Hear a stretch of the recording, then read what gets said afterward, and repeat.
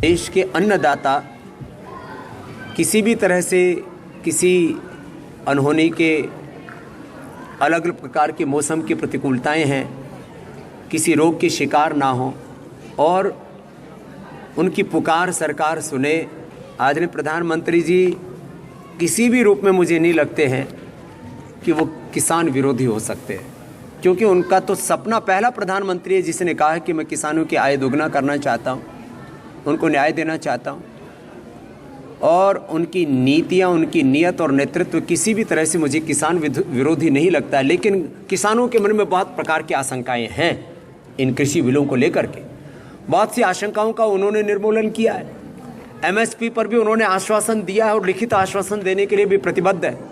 और छोटे छोटे जो संशोधन कहे थे उसको भी स्वीकारने के लिए सरकार तैयार है। तो मुझे ऐसा लगता है कि जब सरकार 2 कदम आगे बढ़ रही है तो हमारे किसानों को भी 2 कदम आगे बढ़ना चाहिए। और ये जो बात है कि तीनों के तीनों बिल ही वापस होने चाहिए, इसकी बजाय कोई बीच का रास्ता निकलना चाहिए, जिससे सरकार ने जो कानून बनाए हैं किसानों को स्वाधीनता देने के लिए, आज़ादी देने के लिए, कि वो अपनी फसल कहीं पर भी बेच सकें और वो संगठित होकर के यदि अपने औद्योगिक विकास की इस दौर में अपने भी कृषि उत्पादों का पूरा मूल्य पा सकें और फूड प्रोसेसिंग और तमाम तरह की दूसरी चीज़ों से वो लाभान्वित हो सकें, तो सरकार का लक्ष्य भी पूरा हो जाए कि वो जो एक नए युग में नई प्रतिस्पर्धा के दौर में कैसे हमें आगे बढ़ना है। और किसानों की भी बात सुनी जाए, क्योंकि किसानों के सामने भी बहुत सारी बेबसियां हैं, लाचारियां हैं कि सब कुछ आगे बढ़ा लेकिन किसान कैसे पिछड़ गया। तो उनको अभी ध्यान रखा जाए, ऐसी मैं अपेक्षा करता हूँ और मानता हूँ कि संवाद से कोई जरूर जल्दी ही समाधान निकल जाए। भारत का एक भी किसान देशद्रोही नहीं है। ये अलग बात है कि कुछ किसानों की आड़ लेकर के ऐसे तत्व भी वहाँ पर अपनी रोटियां सेकने की कोशिश कर रहे हैं जिनके इरादे कुछ अलग है। तो उससे तो किसान आंदोलन को बचना ही पड़ेगा। वैक्सीन में ना तो गाय का खून है ना सुअर की चर्बी है। वैक्सीन से ना कोई नपुंसक होने वाला है और ना किसी राजनीतिक विरोधी दल की मौत होने वाली है या किसी को कोई बड़ा खतरा होने वाला है। सामान्य साइड इफेक्ट तो होते ही हैं वैक्सीनेशन आदि के, वो तो होंगे। वैक्सीन ना किसी पंथ की है ना किसी पार्टी की है। वैक्सीन एक वैज्ञानिक शोध है और जिनकी इम्यूनिटी कम है उनको ज़रूर लगवानी है। जिनको पहले से बीपी की प्रॉब्लम है, हार्ट की प्रॉब्लम है, डायबिटीज़ है, अंग ट्रांसप्लांट कराए हुए हैं और इम्यूनिटी कमज़ोर है, आयु ज़्यादा है, उनको लगानी चाहिए। जो मेरी तरह से स्वस्थ हैं, जिनको ना बीपी है, ना शुगर है, ना ओबेसिटी है, ना कोई कमज़ोरी है, ना कोई लाचारी है, उन लोगों को प्रतीक्षा करनी चाहिए।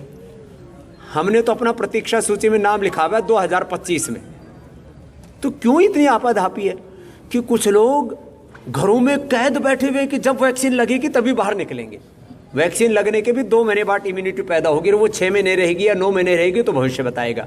तो मैं सभी शंकाओं का और सभी प्रकार के प्रश्नों का और तमाम तरह के विवादों का ये कह कर के अंत करना चाहता हूँ कि हमें अपने वैज्ञानिकों को धन्यवाद देना चाहिए और आत्मनिर्भर भारत की तरफ आगे बढ़ने के लिए भी हमें प्रतिबद्ध होना चाहिए कि भारत पूरी दुनिया को वैक्सीन दे सके, उस दिशा में हम आगे बढ़ें और भारत की वैक्सीन के कम से कम दुष्प्रभाव हो उस दिशा में हम आगे बढ़ें।